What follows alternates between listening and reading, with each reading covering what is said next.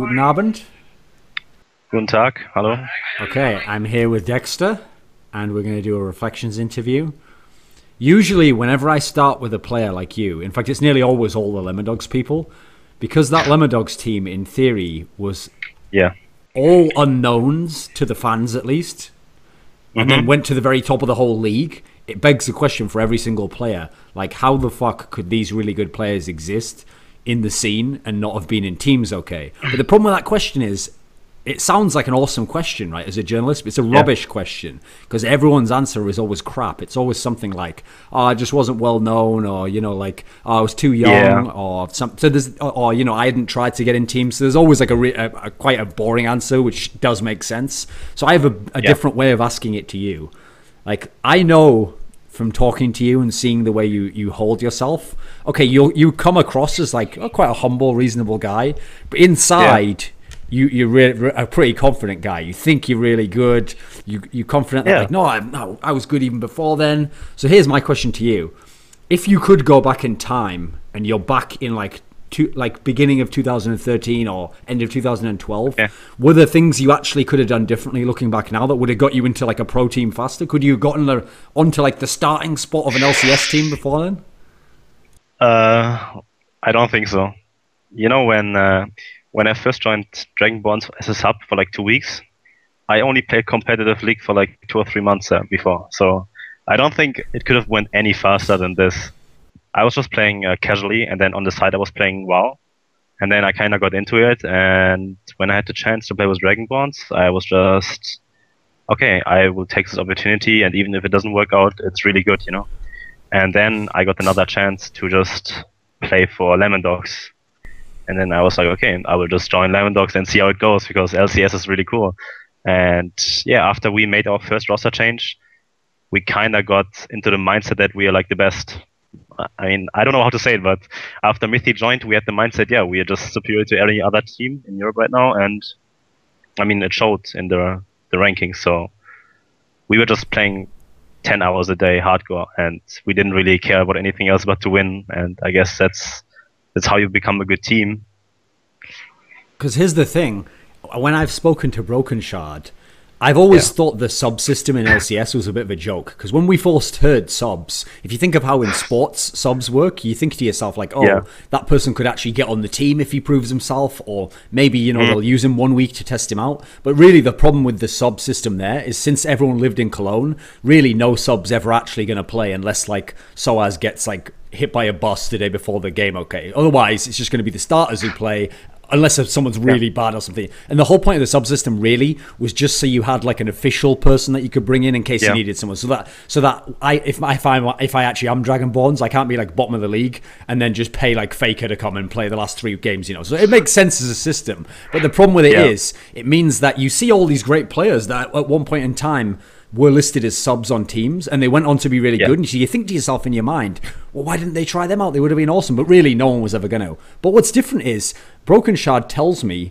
that he actually wanted to do that in DragonBorns. Like, he actually planned when he got these famous subs, like Extinct, obviously is way better than Shushay as a mid laner, come on. He actually thought, no, I'll actually use this, kind of like Reginald claimed he was going to in TSM, like, I'll use this to like put pressure on the starters. Like, if you're not good enough in your position, I'll really replace you with this guy who's obviously good. In that scenario, okay, Maluno's someone who's come in for criticism at times. People might think, oh, maybe they could have tried Dexter instead of him if they were doing badly. Obviously, the Extinct for Shushay one makes sense. These Yamamoto Cannon, I think, was one. They had people who potentially could have been brought into the team. But Dexter... But Broken Shard says something along the lines of like, even though that was his plan, he wasn't allowed to do it. Like the DragonBorns organization or something just didn't want to do it. Is this accurate from your side of things? Could you actually have gotten a chance? Did you think when you were sub maybe it's a possibility, or did you think kind of like what I was saying, like I'm just in name a sub? Okay, here's the thing. I know that DragonBorns had like Shushay in higher ranks. He wasn't just a player, no. He had actually control over the management and shit. And I think he's actually the part owner, or I have no idea what exactly it was. I don't know the details, but when they had Extinct as a sub, I was like, at this time, I was, okay, Extinct is probably Europe's best player at this time. I think he was the best mechanical player in Europe at the time, and it doesn't make any sense to have him as a sub unless you want him to play. And I guess that Brokenshot had some plans, maybe leading up to Extinct playing mid lane or top lane in the end, and why it didn't work out, I have no idea. I was on the team for 2 weeks only, and I was a complete newcomer, so I couldn't really perform to the level I was performing in an online tournament or online environment. So I just got used to it and got like a feeling of it. So I wasn't performing. So they decided that Maloon was probably like the better choice because he was a really experienced jungler at this point. And yeah, having all those subs listed is always, I mean, if they're not bound to the organization by contract, then it's okay. But if you just listen as the subs, then there must be a reason to have them as a subs. And I think with Extinct, they definitely wanted Extinct to play 100%, but it didn't work out. Maybe the team decided against it and against Broken Shard, but I know for a fact that even Yamato Ken wanted Extinct as a player on the starting lineup. Is it actually the case that, okay, so since you didn't really get to play, you were just listed as a sub? Like, did you actually, like, one of the reasons why I say it's misleading is because if someone was a real sub, they'd at least, like, practice with the team in case they were going to be brought in. But I'll guarantee you, unless they literally needed a last guy, there's no way Fnatic or someone with their sub was ever using them in a game, you know? So did you actually get to scrim with the team? Did they even do that aspect? No, subs are just listed as, in case something happens, you must be ready to play. That's all a sub is.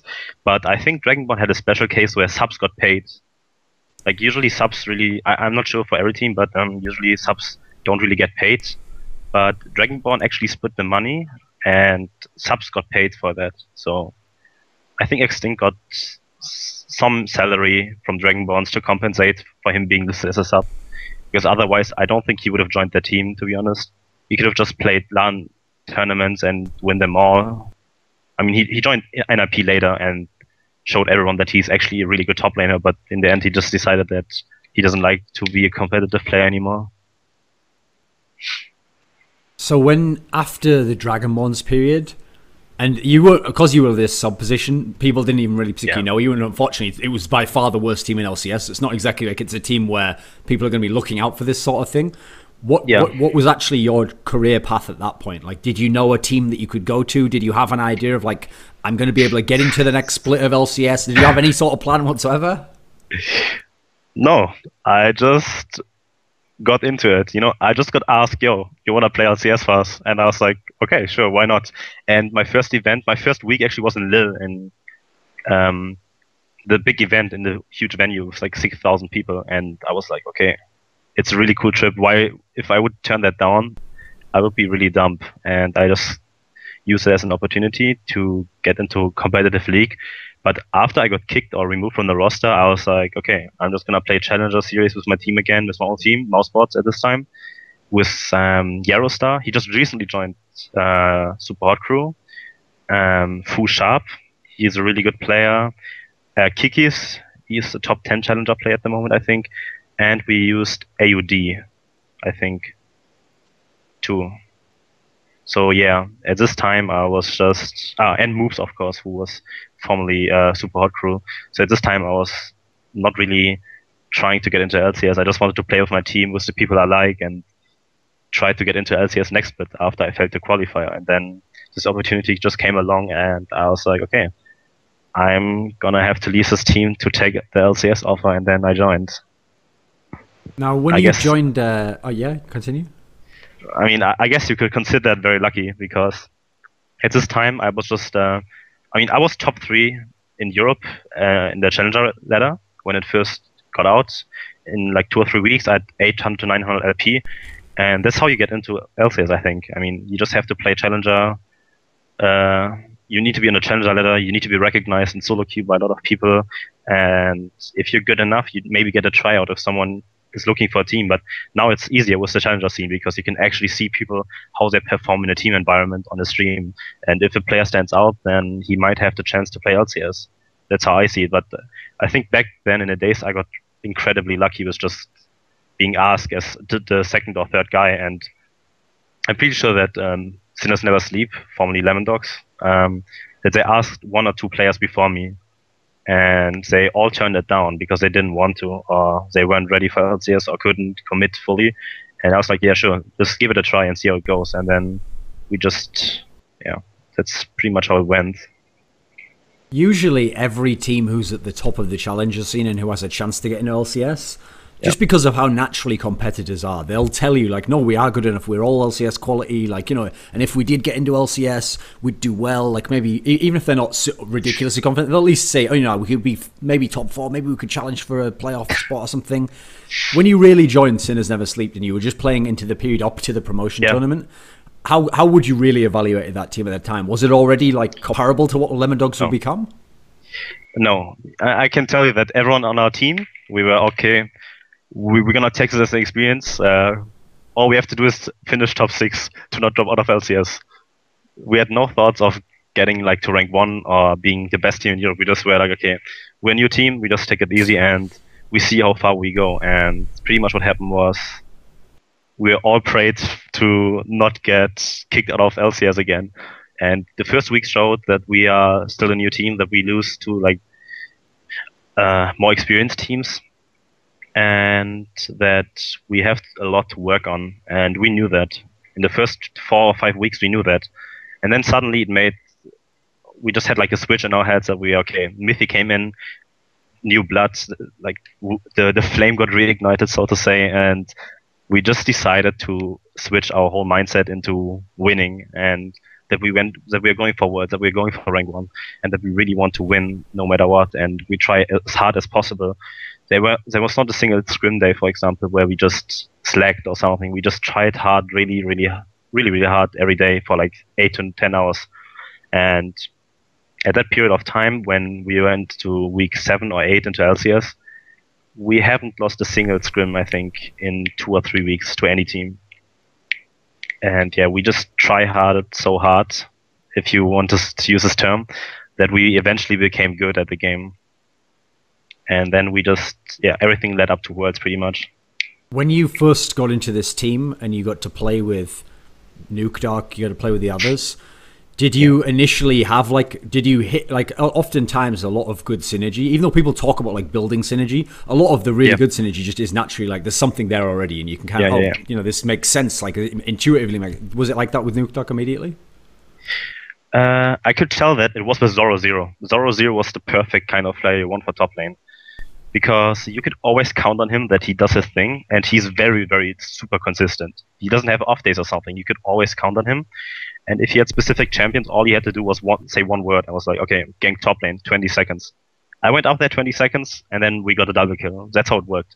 We knew when everything was going to happen. We predicted everything about how different junglers will gank a lane and how they're going to play it out and what we have to do in order to come out ahead. And me and Zoro0 had like this super good synergy, I would say. And then it eventually developed with nukeduck too, that me and him got insanely good synergy, because nukeduck was the best assassin player in Europe at this time, by far. And he was ahead of the meta, kind of. He knew that, all right, I can just lock in Z, I go 19 armor pen, I will rely on my jungler to just gank at this specific time. And we did a lot of things that no one else did at this time. We just camped the mid lane, we counter ganked the mid lane, and if we get one kill, the game was over. And yeah, we were ahead of the time in the period, like in the summer split. We knew that this is how you win games. You lock in an assassin, camp that lane, and if you get one kill on that specific assassin, that assassin will just carry the whole game. That was the whole idea behind it. And everyone on our team knew that. And our bot lane was super good, probably the best 2-on-2 bot lane in Europe, and I never had to go bot lane. I only went bot lane for pressure, for wards.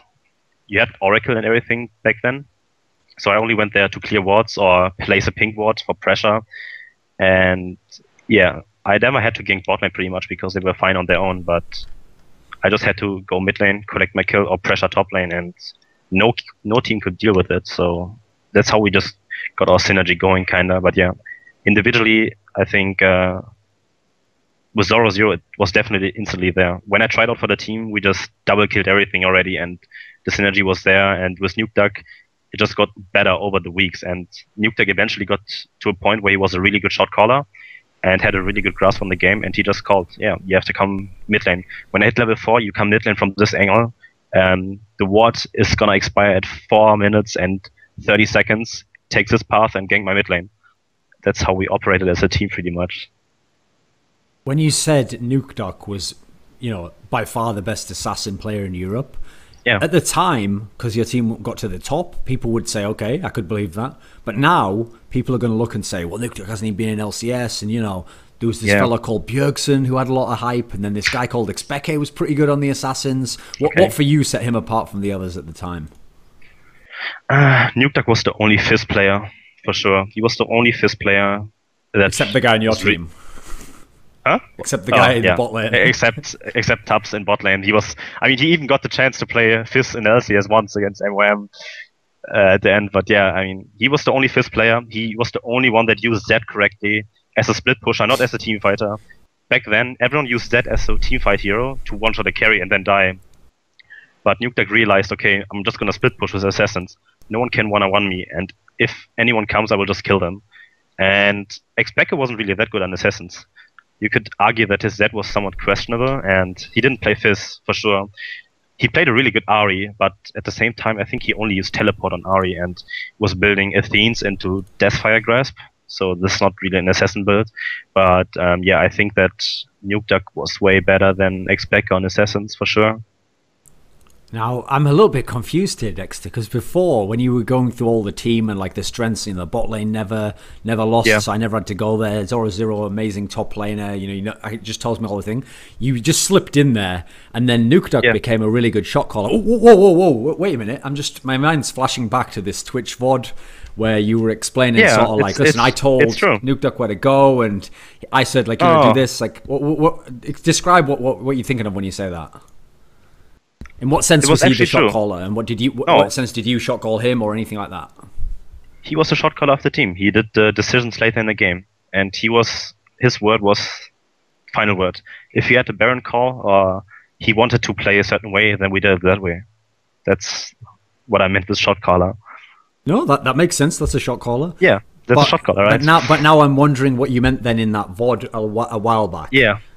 Like you made it sound as though you sort of as though you he was my weapon and I used him and I said you go here and then that's how it worked, and you also kind of implied that when I'm not telling him to do that, will it work out as well, isn't this accurate? I had a lot of freedom in the team too. I could just do whatever I want because every name was so good individually that I could just gank whatever I want, and if I feel that I'm gonna do this and this. I was just explaining the thought process of our team, how we operated, but that's how it went, He's a good player, I can't deny that. Anyone that denies that nukeduck was a good player he didn't watch LCS, so what should I say? I won't back down from a word what I said in the VOD, Yeah. But he was a good laner, and all I did was campus lane, and he was incredibly talented on assassins, and that's how we got rolling. When I ganked for him, but that's how it works, right? When you described it like that before, though, were you at the time were people telling you that nukeduck carried the team or something? Was there something that annoyed you that made you kind of phrase it that way? No, it was never that one player carried that team. No one said that one player carried that whole team because there's not really a single player that stood out the most.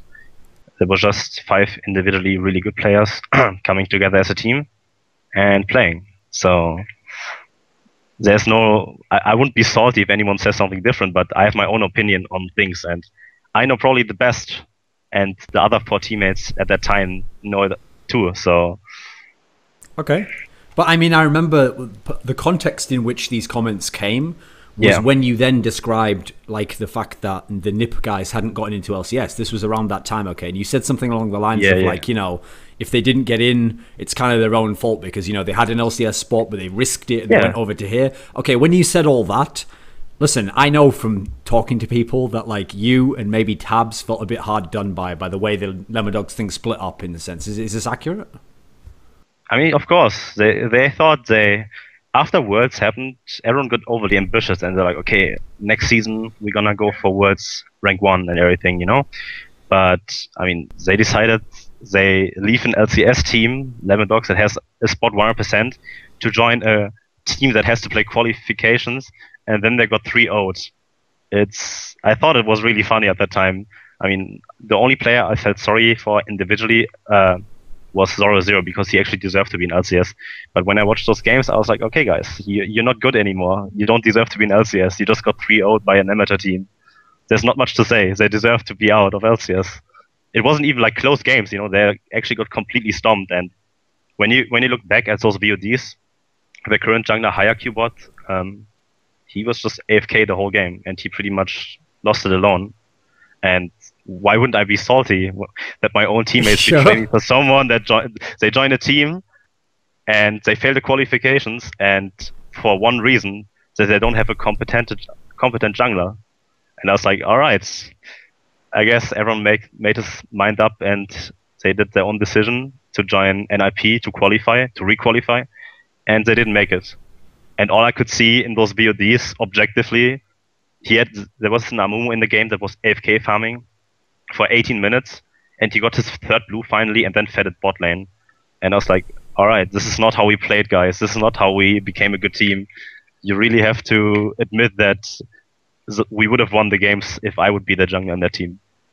Okay, That's no, how that's I a see good. it. I like that perspective. It's well reasoned, but Yeah. here's the thing: I actually have heard that one of the main reasons they went to NIP. This might astonish people, but supposedly one of the reasons they went to NIP is they actually wanted to play with hyrqBot. They thought hyrqBot was like the secret, hidden OP jungler in Europe, and like he was really good. And they're getting, oh, if we had him as our jungler, we'd. Why would they think that? I mean, it'd been going so well with you. Could you understand their reasons at the time for thinking it could be really good? No, I honestly can't, because if you play in a team and you scrim against other teams, I like to say that the grass always looks greener on the other side. And if you have someone camping your lane, for example, as a mid laner, you get the impression that this jungler must be really good. I mean, hyrqBot was a good jungler, you know, nothing against him, and he had just a really bad game in the qualifiers. Regardless of that, I think I was still like the 10 times better choice probably. And yeah, I mean, they wanted hyrq after all, so I was like, okay, guys, that's it. What am I gonna do next? And then I was trying to build up a new team, and yeah, then Tubbs eventually got the alliance offer and was like, yeah, sure, you know, it's really good for you. And then I thought of quitting, but I was listening around which team needs a jungler, and yeah, that's how I got to CLD pretty much. When you said about the scenario of, well, essentially, the team had this idea after Worlds of how they were going to. You described it as they thought, you know, we can't just be number one in Europe. We have to get number one in Worlds. Now, I've heard that certain people thought, right, what that means is we have to practice 1,000,000 hours a day now. We have to practice to match. Whereas apparently Dexter thought, no, what we're doing is enough, or we don't have to go that hardcore, and that was something to do with like the breakup. Is that accurate?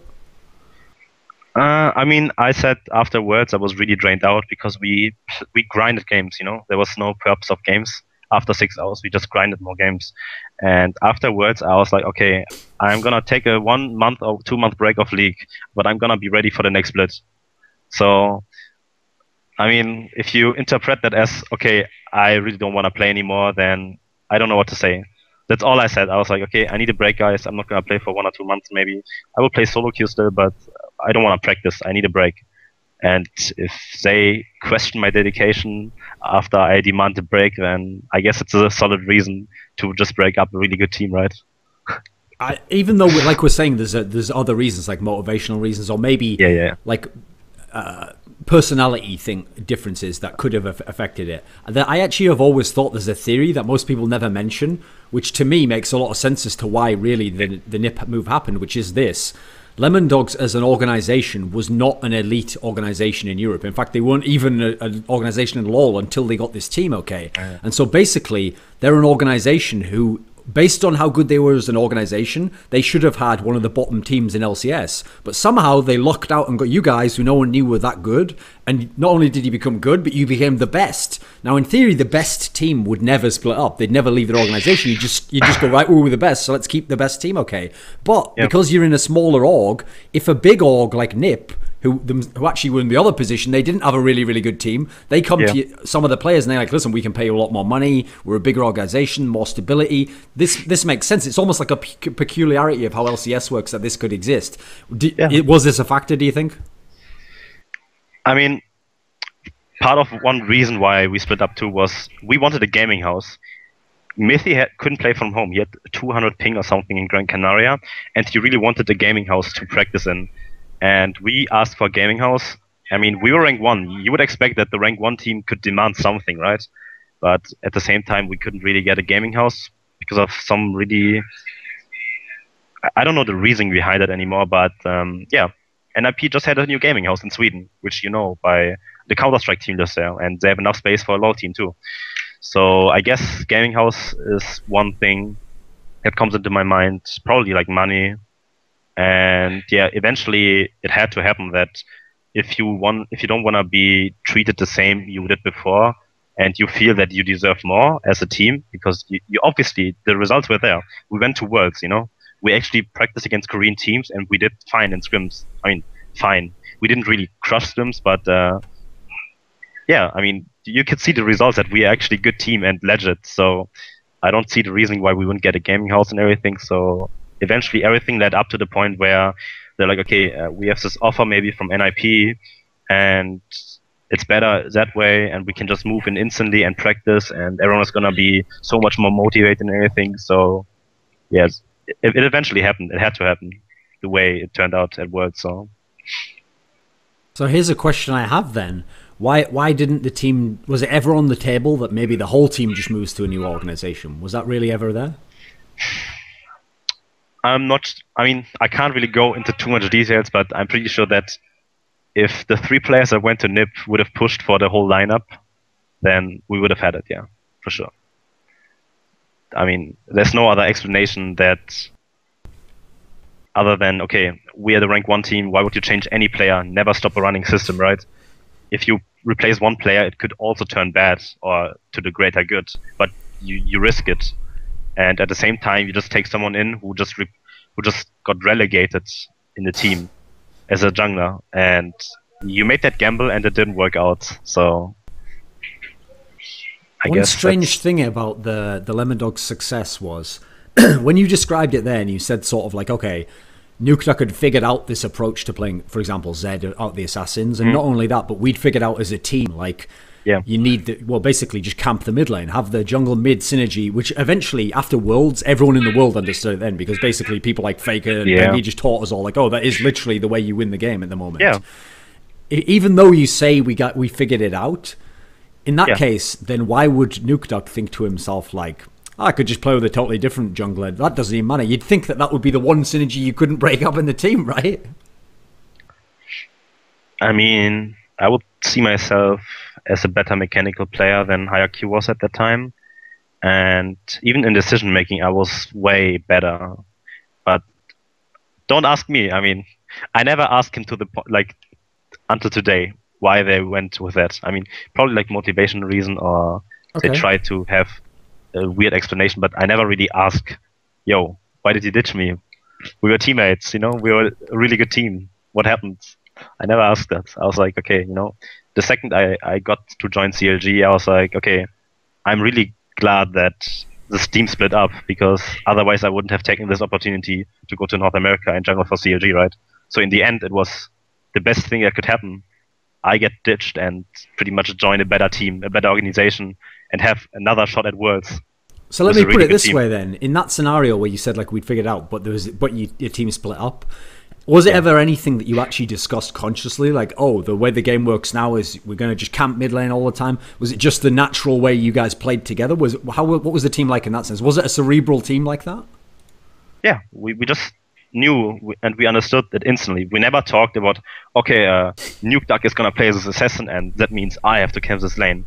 We just knew that, okay, he's going to lock in his champion. We discussed picks and bans in front, like before the game, and we had a game plan for every game. We're like, okay, we're just going to use this, for example, let's use Lee Sin and Zed, and all I have to do is sit around mid lane. I knew that. We just naturally knew it, and it kind of, yeah, it just favored us. We just were good at it naturally. We didn't really have a team talk. And at the same time, I think, I remember talking to different LCS players at that time, and they didn't even watch OGN. I mean, a lot of top teams even didn't watch OGN. They didn't care about what other regions play. But obviously, as like motivated and dedicated we are, we we just studied what the Koreans do, you know? We just studied what they do differently and what we have to do differently and what they do, which is better. And yeah, at the same time, no other team didn't really watch any VODs from Koreans and they thought it's overrated or anything. But yeah, that's pretty much how it went. So did you get the sense then at this time period that a lot of the other teams just didn't understand that one synergy? As in, I'll give you an example. What's funny is hyrqBot, as an example, Aranea told me that he actually thinks hyrqBot was really overrated in SK because he thinks hyrqBot's part of the reason why Ocelot looked so bad that split, because he actually didn't just camp his lane. Whereas when Aranea used to play with Ocelot, he used to know, like, okay, if Ocelot's going up against Frog and I can't just leave him 1v1, you know, I have to like get him ahead or make sure that he's doing even in lane. Instead, hyrqBot would be ganking all over the map, you know. And likewise, if you think of someone like Nip, who had Bjergsen, potentially was a very explosive player, another player who can play assassins. Actually, Maluna wasn't really that sort of like 24/7 gank the bot. In fact, if anything, maybe he went top to help Extinct, a guy he played with before. Did the other teams, was there any of them you think who sort of figured it out around that time? Yeah, I think Aranea, after we had the split done and everything, I talked a lot to Aranea actually, and he was like, yeah, your team was the first team that figured out how to play the game, and no other team could do anything against it because no one realized how good it is. And I think Bjergsen especially and Malunu had a really good synergy together too, because those two were the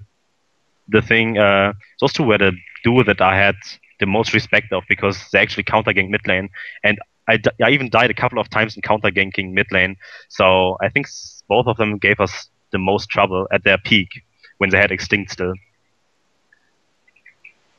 Since it's kind of a little bit ironic on the behalf of nukeduck that he left a team with you in, and he thought to himself, like, I'm getting an even better jungler now. And then actually, unfortunately, his whole career has been plagued by never having a really good jungler. And then the second he got one is when he got banned. And so he's actually we never got to see what it would be like with another really good jungler playing 24/7 with him, okay? So from your perspective, if you had to give your side of it, because obviously this hasn't happened, what does a jungler have to do to make nukeduck look amazing? What does he have to do to bring out the best of nukeduck? What does nukeduck need from a jungler, do you think? I think nukeduck is just stuck in a very wrong mindset about the game. I mean, I could see the way they play. They have been crushing scrims, right? They have been telling everyone, yeah, we won against the Lions. 80% of the time we win our scrims. So I guess that wasn't really a problem, right? But at the same time, I think his mindset is still stuck in, I have to split push all the time, and he's not a bad laner. You can give him a jungler that just listens to him, and he will look fine, but he will never win games because they don't understand how to close out games. I mean, there's no other explanation that they couldn't finish a game in under 30 minutes in the promotion tournament against Alternate. And the average game length of 5 games, I mean, I even analyzed those games. I was there, and it took them 55 minutes to actually close a game, and that times 5. So I think they were actually, like, individually really good players, but as a team they were really bad, like super bad. So that's the biggest problem with nukeduck, that he doesn't know how to play or how to lead a team to the victory. Even when he's a really good laner and team fighter and everything, he doesn't really know the rotations, or however you call them, you know, or how to close out games, or what to do with an advantage. He doesn't know that, and that makes him incredibly stubborn about certain champions too. And he never picked up Ziggs, for example, when it was really good, because he thought Ziggs is a really bad champion. And it's really hard to convince him that way, and that's why he kind of ruined his career into LCS, because he never listened to anyone and only had this one style of play that he wants. Like, he wants to have this team that always plays around him and follows his calls, but eventually it didn't work out. So one of the things that this leads me to ask then is, you said before nukeduck, during the Lemondogs era at least, had developed into a good shot caller. Other players, like the meta was right for them at the time. If then they have essentially the same team, I mean, Nip was almost like Lemondogs light, because you basically had like Tabs at the time wasn't super different to Freeze, someone else Smithy's played with. You still have Zoro Zero, you still have nukeduck. You just get a different jungler. In theory, they were even still trying to play the same style. Was there a degree to which, did you bring something to the shot calling that was missing, do you think, in this team? Was the meta just wrong for them? What do you think? I don't think, honestly, I don't think I brought too much to the shot calling part. I mean, I had the same idea as them how to win games, but at the same time, it was a different meta. Season 3 meta was all about like first 5 minutes. If you snowball in the first 5 minutes, then you win the game no matter what. Gold leads got so incredibly. I mean, it's really, really hard to come back from a 2 or 3k gold deficit in Season 3. And if you had one kill in the mid lane, it snowballed into a victory because you could buy a second Durance, and the scaling was just way harder. And now they actually tuned the scaling down, that even if you die in early game, you can actually come back. And it's just a meta shift that no one used to do. And it doesn't really work anymore that you just win 3 lanes, camp a mid lane, and win the game through that. Because you actually have to play as a team together. And even right now, in the Season 4, the meta is... It's as hard as it can get right now, and the game hasn't been any harder than before, because every member needs to know what to do in a 1-on-2, for example. Everyone needs to play it perfectly. The top laner has to TP perfectly, and he needs to know what to do and do a jungle, and it's really, really complicated actually. So, like, thinking back of Season 3 meta the game was very easy and straightforward. All you had to do was win lane, and I think he never understood the transition from being a really good individual player that just wins lane and carries the team through that into a team player that actually sacrifices some things for his team to maybe make a really good team decision, like sacrifice 6 creeps in mid lane to get a dragon or an enemy blue off contest. So that's my only explanation. Like I said, I don't think he changed from like 1 year ago, and that might be the reason why he wasn't successful after all in the team. This might sound like I'm setting you up to flame your ex-teammates here, but actually, listen, we've talked in these other answers, and you've been quite well reasoned. You've said they were good players. Some of them you think, like Zoro Zero, you have very high praise for. But if we look at their... Okay, so Lemondogs, best team in the regular split, but then you get to the final, and even if we ignore the fact that obviously people put too much alcohol down their face before the final, even if we ignore that, you still lost to Fnatic, okay, who in theory you should have been better than based on the way the season had gone. Then you go to Worlds, it doesn't really go that well there. Then you come back, and then when they're in their other team, they fail one promotion qualifier. When they get to the LAN parts of the qualifiers, again, obviously they didn't have the junglers. There's different circumstances, but again, they're failing the offline portion each time over and over. Do you get the sense that those players, was there some sort of choking problem here? Because, I mean, if you look at those players, clearly there's something about some of those players where it can't just be that, like, they were unlucky every time. There's got to be something more to it, because they were such fantastic players, and every team they were going against, in theory, they were always overmatching them in skill and experience, you know? Yeah. I know for a fact that Mythy was really nervous on stage, and I'm not sure how. I mean, if you play LCS for like one split, you would think that those nerve problems go away, right? That you don't choke anymore in LAN, because you just played 28 games in the regular split, and then you go to playoffs and you 2-0 Gambit. I mean, 2-0 in Gambit on a LAN event like playoffs at Gamescom back in the days was actually impossible for a new team, if you think of it, right?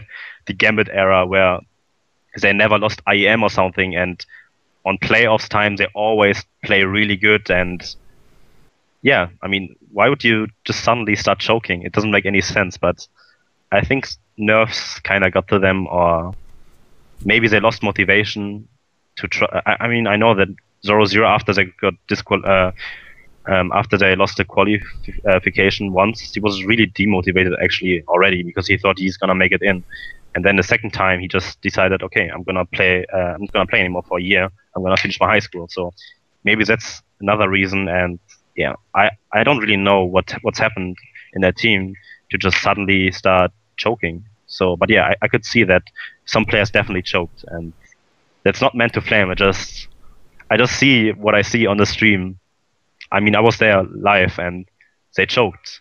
They didn't know how to close out games. They were too afraid to make anything happen, and you could see that those players actually have nerves, and that's what cost them the games in the end. When you joined LCS for the first time for the summer split, who would you at the time said you thought the best jungler was? Who was the guy for you where, like, this guy's the best in my position right now? Okay. That's really hard. I think probably it's still Diamondprox. I think in the spring split of 2013, Diamondprox was still super, super good. And I practiced against him, and I learned so much from him. So I think going into the split, okay, Gambit, Diamondprox, everyone praises him. I actually thought that he should have, he's probably like the best jungler, or was the best jungler at that time, yeah. Now, I've seen you say in interviews, like I said, you're a confident guy. You had success behind you. You said, I was the best jungler in that split of LCS. Yeah, I would definitely be confident enough to say that I had the most consistent performance out of every jungler in the summer split with Lemondogs. Now, listen, people obviously, even like, for example, for a week, it's true. Maybe Dade can outperform Faker for a week. Maybe it can be better than Defra. Okay, this makes sense. This is true. But that's one of the problems when you talk long term is people always will think of the player at his peak when they think of his level. Okay. Yeah. So people think of Diamondprox. Diamondprox is not just a jungler. He's like the god of junglers. You know, he's like the mysterious creature that can just come back anytime seemingly and just become the best again. Where did you see yourself as being better than him, or what areas did you have a leg up, or what do you think? I think the biggest and the most important thing a jungler should bring to the team is consistency. If a team or laner can't even rely on you as a jungler, and you just have 50% of your games you play like God, right? You're like a faker. But in 50% of the other games you just play super, super bad and just feed double buffs at level 3 or something. If your team can't even rely on you as a consistent jungler, then how can you call yourself the best? But at the same time, I just think that consistency is the biggest reason why you could call the jungler good. He doesn't have to be flashy. I mean, Bengi, for example, he's not a flashy player. They're better junglers mechanically. Insec, I mean, if you would say that Insec was better than Bengi around Worlds, and I don't know what games we are watching, but Bengi was by far the most consistent jungler, and he proved it. He never had off games. He was there at the right time. And I think on a consistency level, I outperformed Diamondprox, in this summer split. With other players, even if they do have ups and downs to their career where they're good for this meta, then they get this teammate and they're worse, and later on they come back. Listen, a lot of the top good players do have ups and downs, okay? Yeah. But it does seem like there's something about Diamondprox that he's a little bit different in that sense. He's almost like a Froggen type person where his version of being bad is never like super bad, and then somehow you feel like, listen, just wait long enough and eventually he will be on top again. What could allow him to be like that? What do you think of someone who's played and maybe talk to him, or what do you think of him? I have to say that I didn't watch many games of European LCS, and especially not Gambit games. After Alex left, I was, okay, Gambit is at the bottom of the ladder. There's no reason for me to watch Gambit at the moment, because games are being played at 8 in the morning, and usually I'm sleeping, so I can't really do that. And if I have free time, I don't want to watch VODs from European LCS. I'd rather watch Korean League of Legends, or maybe even Chinese League of Legends. So from the few games I watched, I could say that he actually got outperformed even in the last, like in the spring split. He got outperformed by a lot of junglers. I mean, for example, Jankus was more consistent from Rocket. He was better. Svensken was way better too, I think. And Amazing at times was better too. So you have 3 junglers already. That's like 36% of the LCS that are better than him. Shook didn't perform in the last split. He was way too inconsistent and nervous. Okay. But in this split, it's a different story. I think he overcame his nerves. But yeah, I think Diamondprox I mean, I don't know if you could say that he will come back stronger than ever in, let's say, 2 or 3 months. Or maybe around Worlds if Gambit makes it there. But I have no idea if you could say that about junglers. I mean, maybe he's just drained out, not motivated anymore. Maybe he sees the league as a job and doesn't play it as a hobby anymore. That are all factors that no one really knows why he's underperforming. I mean, sure, he's not playing super bad, but at the same time, if you hear the name Diamondprox, you think of Season 2 Lee Sin or Shyvana, IM, where he just invades and is innovating everything, you know? It's not him anymore. People just got better. People have to accept that the game evolved, and usually you don't have 1 or 2 good players on a position anymore. You have 10 or 15, and if you don't try really hard and you don't study other players, study Korean League of Legends, you will eventually fall off to a younger, more talented player.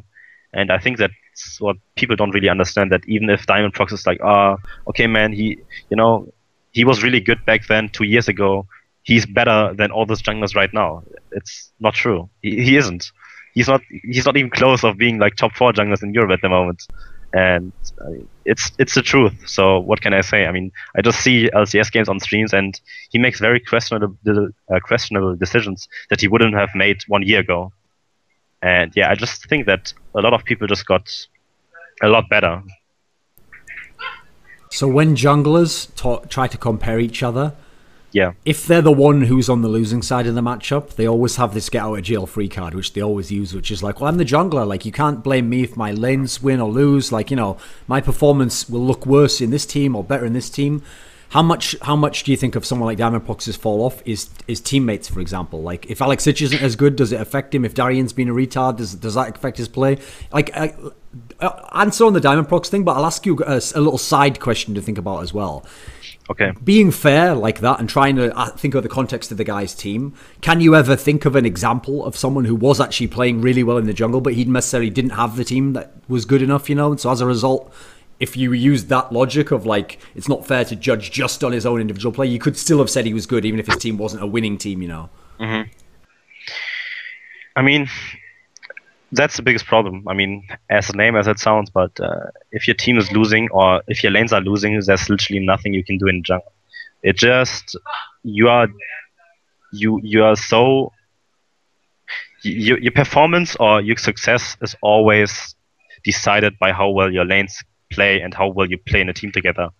I mean, even if you lose games, you can still perform really good as a jungler, because usually. But that's the thing that only people understand that actually watch a lot of League of Legends and understand that and are like kind of analysts, you know, that a jungler, even if he has 0-0-0, he can be a really good jungler because he just puts the pressure at the right times. Or, for example, he sees that something on the one side of the map happens and he instantly switches to a counter jungling mode. That's what Diamondprox was really good at. You know, I ganked bot lane, for example, and the second I ganked bot lane, he was on his way in my entire jungle, warded everything up, and counter jungled me. That's what no other jungler did at the time, because always, like, jungler always had the thought process of, okay, he's ganking bot lane, now I have to gank top lane to get something out of it, because if he has 1 gank and I have 0 ganks, he's the better jungler. That's how people think it, right? Like, junglers only get judged by ganks or by the score, but it's actually a lot different how junglers are being judged, because it's all about pressure and how you apply pressure and how you relieve pressure. That's how I like to say it. And yeah, it's really difficult to judge a jungler skill, really. I mean, usually you can see that he knows what to do, he pressures the right things, he counter jungles, he's not afraid. Even if he has a losing lane in mid lane, he still tries to do some stuff and wards up and goes counter jungling or contest buffs.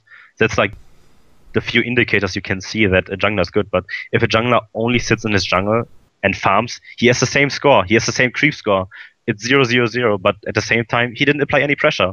But the score doesn't show that, and most of the people don't understand this. So it's really hard. And to come back to your question, who was actually like this, that he was in a really bad team but could be in a good team right now, I think Amazing is kind of like this. He got caught in a really bad team, or in an okay team, Copenhagen Wolves, but he kind of outperformed all the different teammates of him, and he carried some games alone. So I think that he's like the only example I could use right now that comes out of on top of my head that I could use here. So I mean, he didn't have the greatest game, like he wasn't really super consistent every game, but at the same time he carried games really hard. So that's what I think. That's my take on jungling, at least. I mean, if anyone thinks I'm wrong, then please enlighten me and show me the way. So if I ask you a question about Amazing, then here's one I would definitely ask you, which is these 2 games where he got banned out by Cloud9 and by Dignitas was the other one, yeah. So these 2 games where he essentially got all his good champions banned out, yeah, made everyone see, okay, that actually his champion was quite small. And what's interesting about that is that's actually a bias that I notice people have to mechanically skilled players. So say you're a jungler, a position that in theory doesn't have to be super mechanically skilled. if you are mechanically skilled and you can be very good on the mechanical champions, people will think, okay, well, since being mechanically skilled is like being very good, if you're very good on those champions, then you can obviously do what the other guy does on Warwick and Nasus and, you know, the non-mechanically skilled. So it's like you're just even better across the whole board.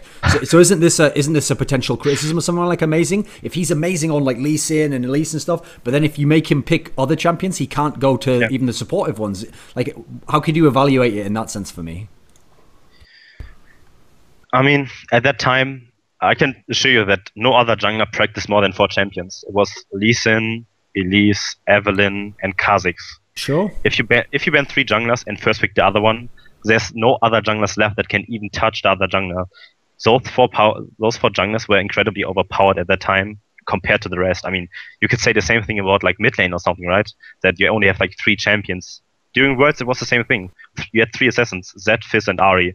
And usually what happened was you couldn't ban out every champion and just pick the other because there were different circumstances. But yeah, I think he didn't practice anything else but those 4 junglers. And every other jungler in LCS and in Korea probably didn't practice anything else. You could argue that Nocturne is like the 5th jungler maybe.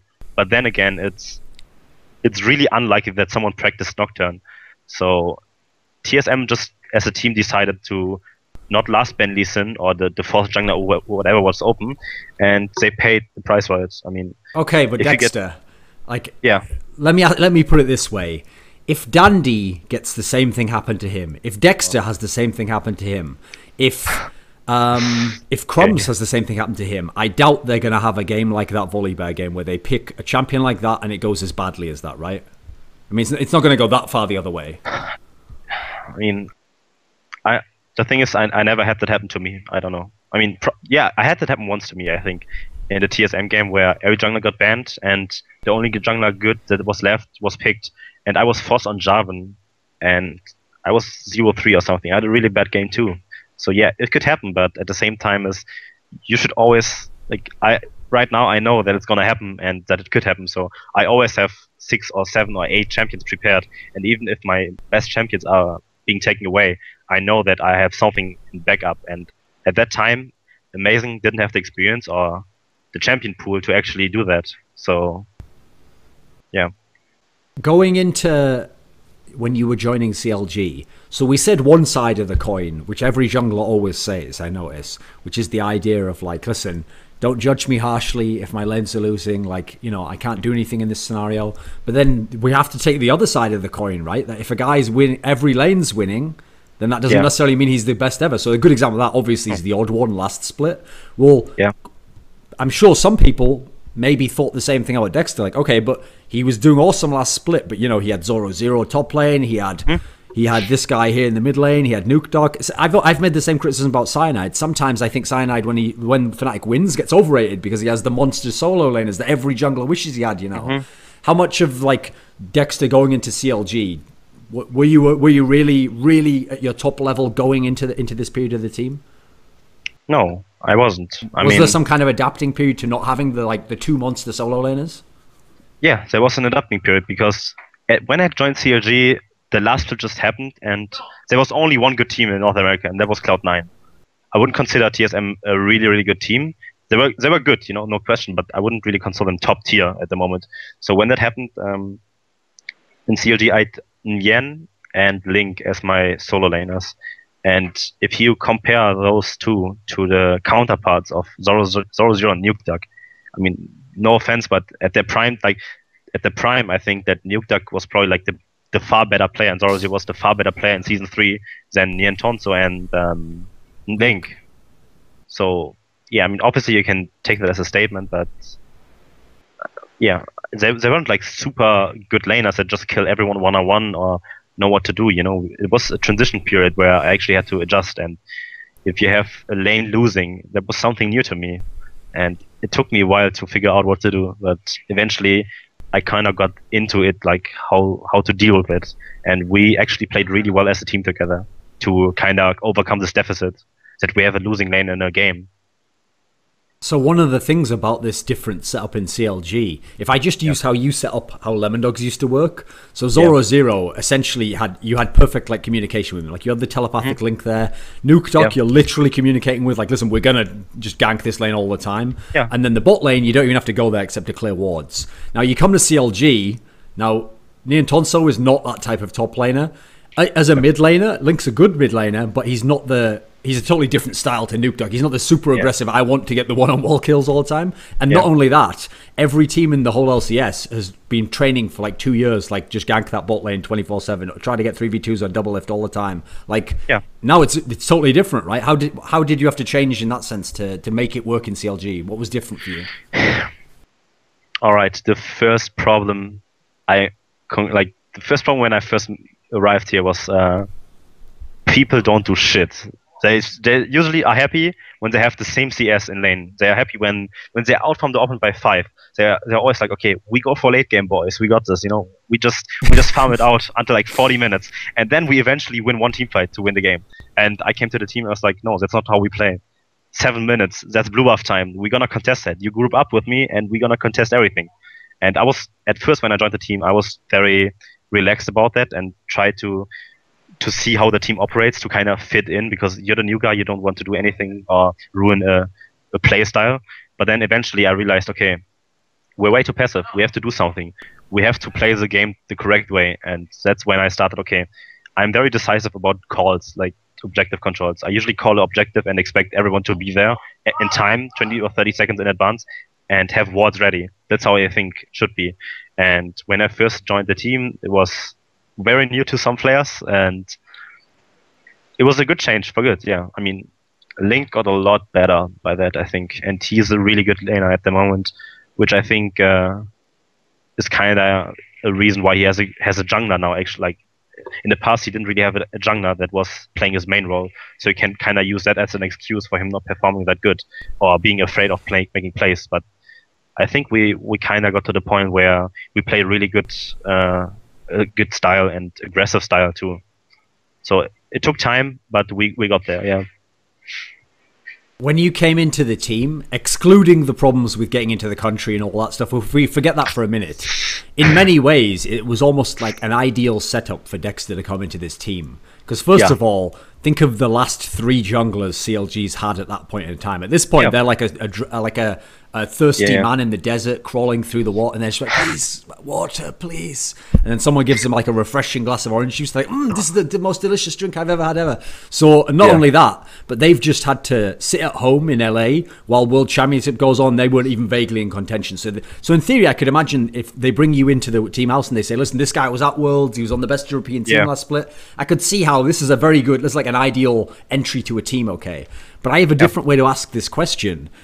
I've noticed whenever someone joins an NA team from Europe, even if they were on a bad EU team, suddenly the NA players think they're really good, and the player gets hyped and he gets told that he's very, very good. But here's what I don't understand. There's people in your team, Dexter, who used to have the opinion that, listen, Europe's behind the meta. They're not that good, you know.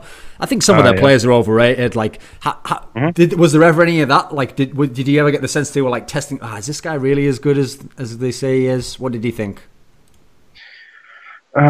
You know, if you're a new player, usually at first you get some respect depending on your history, right? And then it kind of panels in. But yeah, it all depends on how good you are, or how vocal you are in communication, or how decisive you are, especially as a jungler role. If you're super decisive and you force everyone to play after you, it demands some respect to do that, right? If you have someone who has played for 2 or 3 years in competitive league and was at the kind of the top, like top 3 in his region, and then he has a completely newcomer that he doesn't even know who that guy is, joins his team, it doesn't really work that way, that this guy is just gonna change his complete mindset and listen to the player, right?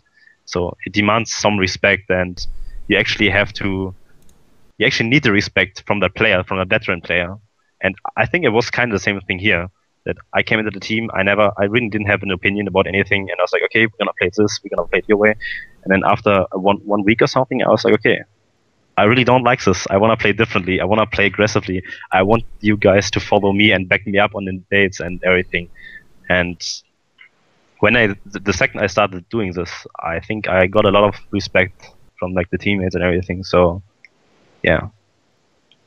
I might be wrong on this analysis of the situation, but I got a sense that one of the reasons why Monte wanted to bring you into the team was that, first of all, by having like a fresh person come into the team, they're not stuck in the old CLG ways. Like, he's not having to discuss with Chauster why we should do something. He can just say to this guy, like, this is how we're going to do it, let's put it in.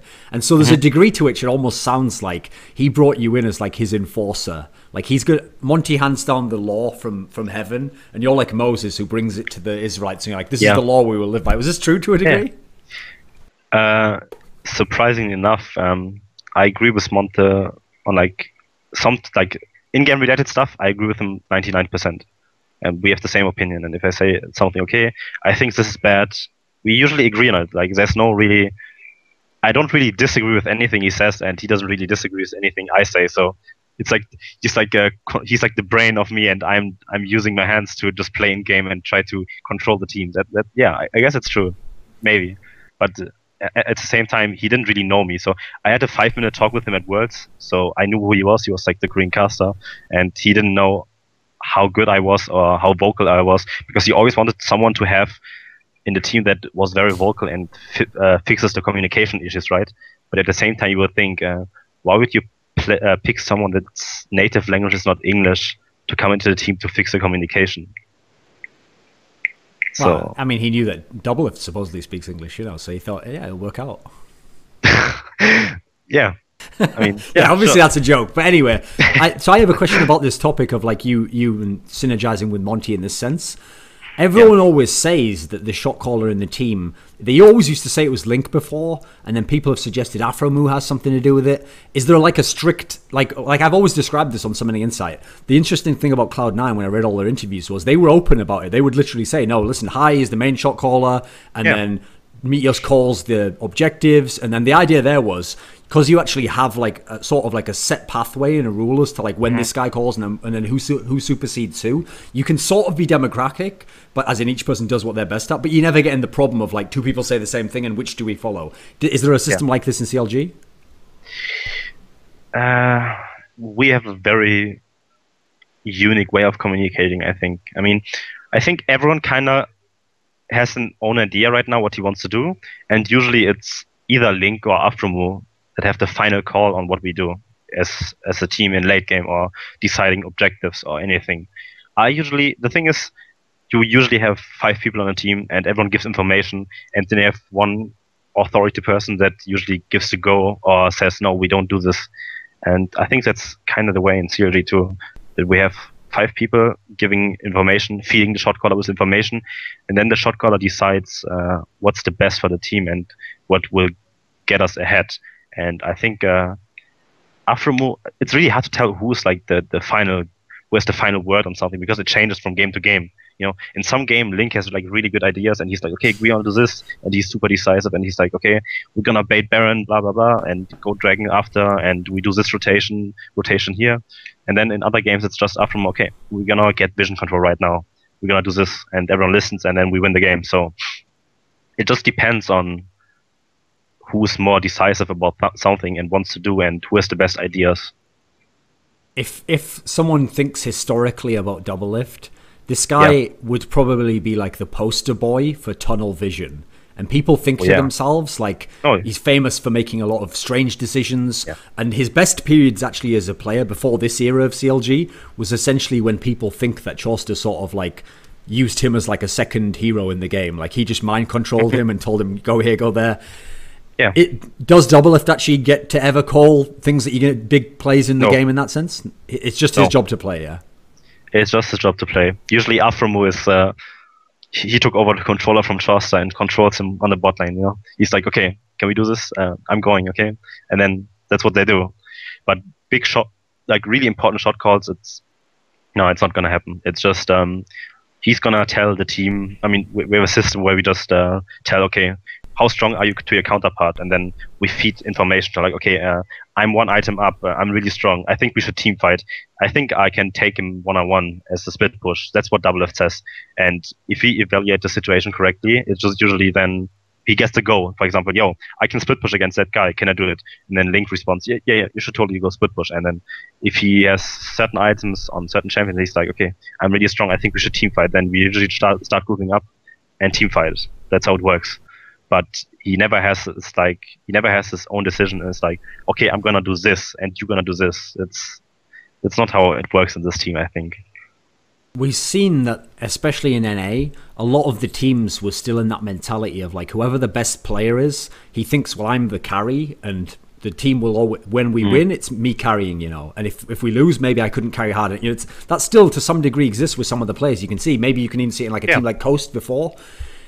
From playing Lemondogs and moving over to CLG now, I get the sense the way you think about how you win a game has changed from like how the carries do, right? I mean, everyone has the thing is, every position in the game has its own job, and usually carries get the most kills. But if you think of it like in any other sport, usually the one that gets the goals is not the carry of the team, right? And it's the same in League. Just because you have the kills doesn't mean you carried that game so hard. It just, you did your job. You have your initiate at the right time. You have a good catch from the support, maybe hitting a bind, and you just follow up on it. That's all you do as a carry. You just follow up on certain stuff that happens. Very rarely you have the carry initiate the fights. That's how it works. And if a really big team fight happens and you have an AD carry standing behind his front line, just shooting people and collecting the score, it doesn't mean he carried the game. It just, he did his job correctly. And I mean, that's kind of how I think it is. That just because you have the best score doesn't mean you carry the game. It's all about the bigger picture, how much pressure you applied, or if you land a really important catch or skill shot, or in what situation you made the right call. And sometimes shot calls can carry the game. I mean, we had some games that just happened to be equal, and then in the next 2 minutes we just finished the game because of a really good shot call. And in that sense, Link with a really good shot call carried the game, but no one sees it. So usually it's just the team knows what's best for them. Every team knows what's best for them.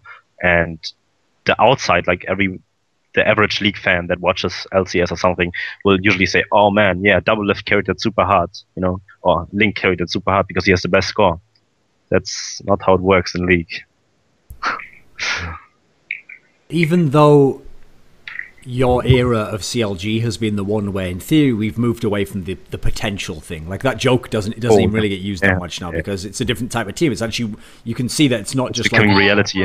Yeah, okay, but there's still a weird way where because you didn't get in the country and you couldn't play those first few weeks, it like allowed people to still use that mentality. Okay, because they could say, well, look how good the record was at the end of the split. If they'd have had him for those few, you know, what would have happened? Well, I want to ask it this way. Okay, it's true, you might have had a better score in LCS. Like, let's say, for example, you could have finished second. Now, the way the playoff works, that means you still would have played TSM in the semis. You still would have had essentially the same game. Was there something about that game, the series against TSM, where before playing it, you couldn't have known the problems that would happen, or the whatever failure happened in the game? Was there anything where you look back now like, oh, it was obvious that would happen, or that was like a brand new thing for your team? As cocky as it sounds, but I didn't think that we would lose to TSM. I thought we just 2-0 them because we practiced against C9 Hardcore, and we actually thought we are really good. Like, yeah, I'm not even kidding. We thought we are actually super good, and we were just 2-0 TSM, and we thought of, okay, what are we doing against Cloud9 in the final? You know, what champions are we gonna pick? And do we practice certain stuff against Cloud9 because we don't want to show it's too much? But yeah, I mean, I still stick to my opinion that I think we were the better team at this time. It's just that some events happened, and in the second game, the turning point, the flash hook happened, and then the game completely swapped over. And then in the third game, we just tilted, and that's the story. I mean, at the end, they won the game, but I still think until today that we were the better team back then. And if we had 4 more weeks of practice, where I was in the summers in the split, I think we would have finished top 2 for sure. Because if you look at the score with me only, we have only dropped 3 games, I think. And all 3 games we lost was against either TSM or Cloud9. And we had 1 game against bottom 5 teams that we lost out of 20 or 19 games. It was against Curse because the matches were already decided and we didn't really care. So, I mean, yeah, it was possible that we could have secured first place maybe with me if we had 4 more practice weeks, and maybe we would have been in a different mindset if we would have been together as a team for 4 more weeks, right? But it really doesn't matter because the events happened. I couldn't play for 4 weeks, but at the end, I still think that we were the better team, and we actually had a decent shot at going to Paris because we actually beat Cloud9 in scrims really hard too, and it was really 50-50. Usually, it's just depending on the day, and yeah, so. I mean, after all, it doesn't really matter what I think because the events happened. We lost against TSM and we just were the third best team in NA. One thing I've noticed with people who are competitors in games is whenever they're at the big tournament and they don't succeed, they'll always tell you at the time, like, no, listen, man, next time it's going to be different. Like, I'm going to have practiced 1,000,000%. And listen, I believe them at the time, but often if they're players who don't practice that much, they probably won't. They'll probably just go back to their old habits and they'll just be found. You'll hear them say that again next year, you know. Well, when you went to the Worlds with Lemondogs, so you get to Worlds, which wasn't even expected. Like you said, you thought you were just trying to get into the next split, but you get to Worlds. Obviously a group of death in theory, because like how can you get out top 2 out of that group? So it's understandable why you lose, but even so, you probably at least dreamed or hoped maybe we could somehow get out. Was there a degree to which coming into Worlds, I actually believe we will go. Everyone on our team believed we would go out of groups. I actually thought we would win. I mean, I can tell you that we against Team OMG, right, the first game, we had that game. Everyone who can go back and watch that game. We should have won that game for sure. We just threw it away because of one really dumb dive. But in theory, we had the game. And we had a really good game against SKT 1-2. We won the early game. We had a 3k gold advantage at like 60 minutes or something. I can't really remember the time. So we came into Worlds knowing that, you know, it's just SKT. I don't have any fear of any Korean players. So we know that we are good. And I think that having this mindset helps everyone. If you're too afraid of the opponent, then you're already at a disadvantage. But if you think you're the better player, then what usually happens is you come out ahead in the mental area. I mean, if you think you're the better player than the other one, then you don't have any fear of doing certain things in game. But if you would respect that opponent too much, I mean, you should always respect your opponent. But if you would give too much credit to the opponent, then you might be a bit intimidated by him or something, but Lemondogs never had that at Worlds against the Korean teams. Okay, so if Dexter goes to the Season 4 World Championship now, and he gets to play Dandy, he gets to play Spirit, he gets to play Alan, these people who might be hailed as the best junglers at that point in time, there's no reason he can think to himself like, oh, these are better players than me, or maybe like last time when I was just a rookie going there, like maybe I'm not supposed to do as well against them. There's no reason he'd think that way?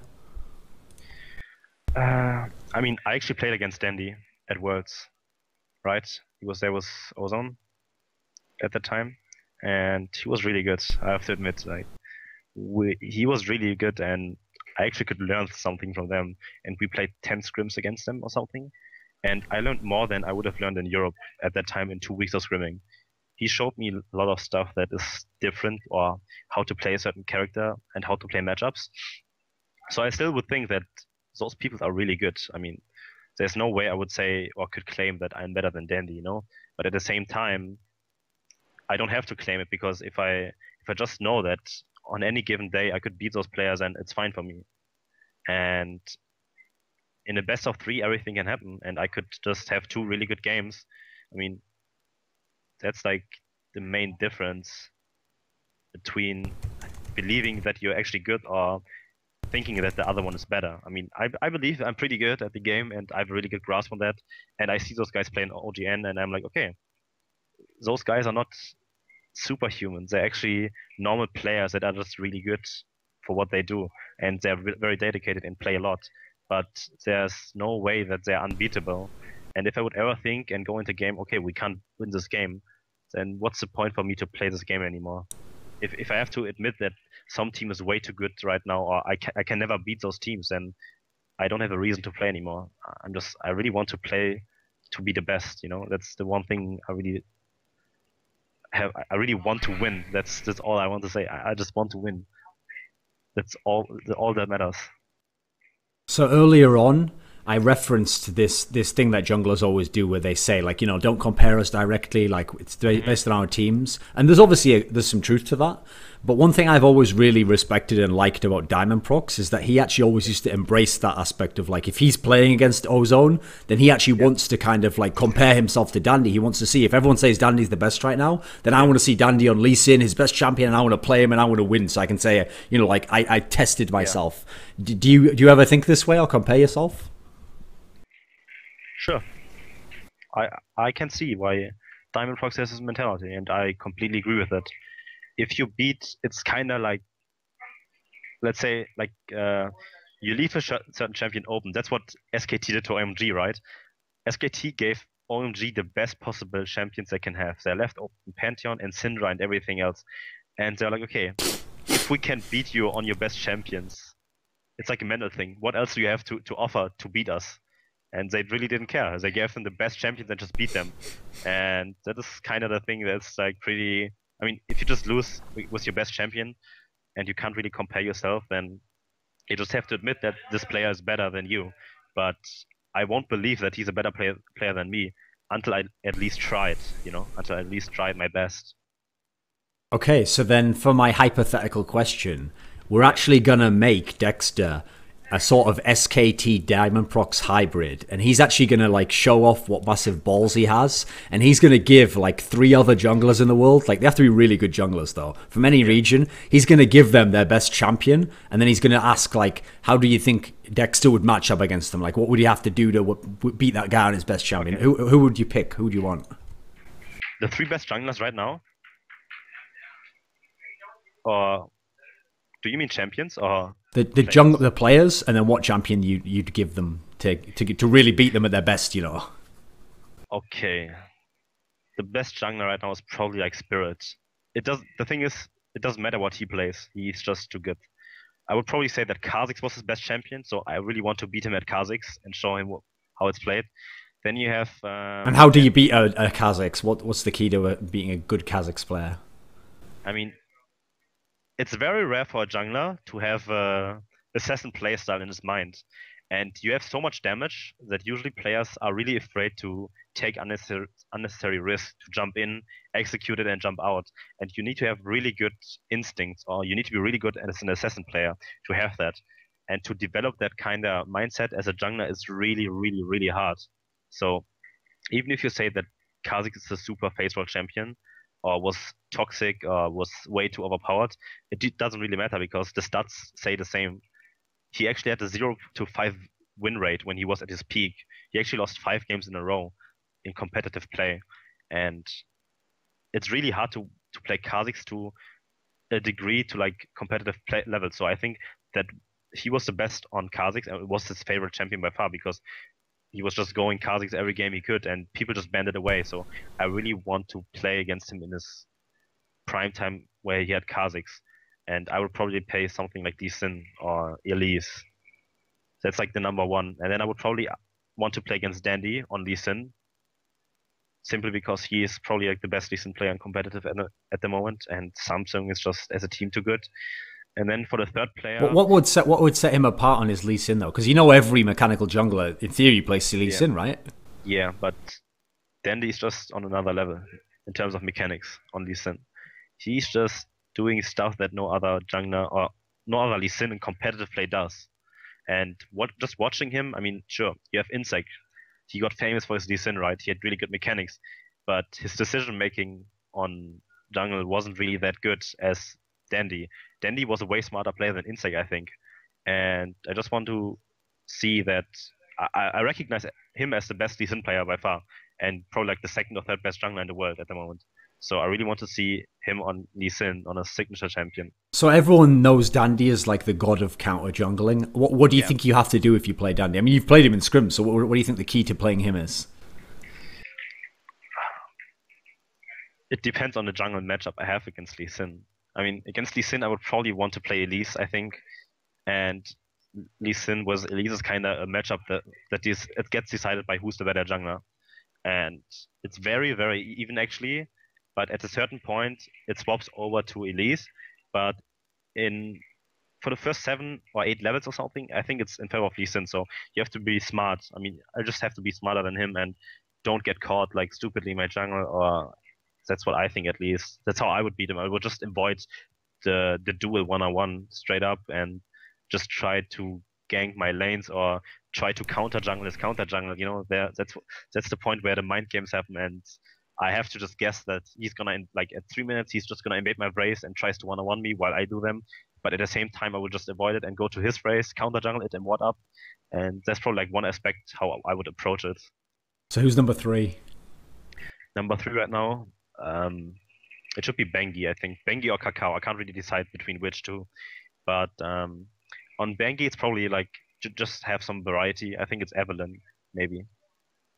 His Evelyn was really good because Bengi is a really decision-making oriented jungler. He's all about decision-making. He's not the best mechanical jungler, but his decision-making at one point was so good that there was no match. Like, he knew what's gonna happen in the next 2 to 3 minutes. He knew that where you are, and he just had a very good grasp on the game. I mean, right now it's getting there again. I mean, they just were in a slump, but I really want to play him on Evelyn because I really respect his decision making a lot, and I would just want to see if I could match his decision making maybe and his mechanics. So I would probably go with Lee Sin or Elise still in that matchup. Okay, good stuff. Do you have any final words, someone you want to thank at the end of the interview? I mean, sure. I just want to say thanks to all my former teammates that I played with. Even when it was like a love-hate relationship, I still respect them a lot as teammates, and I'm thankful for CLG to have this opportunity to join them. And yeah, that's pretty much it, I think. I'm just happy that I have the audience I have right now, the fans supporting me, and having people behind you right now is definitely a good feeling compared to what it was in Lemondogs, where pretty much no one really cared about you. Even when you were the winning team, no one really knew who you were, how good you are, or anything. And having like finally getting recognition is really good. And yeah, I just want to say thanks for all of that. Danke. Danke.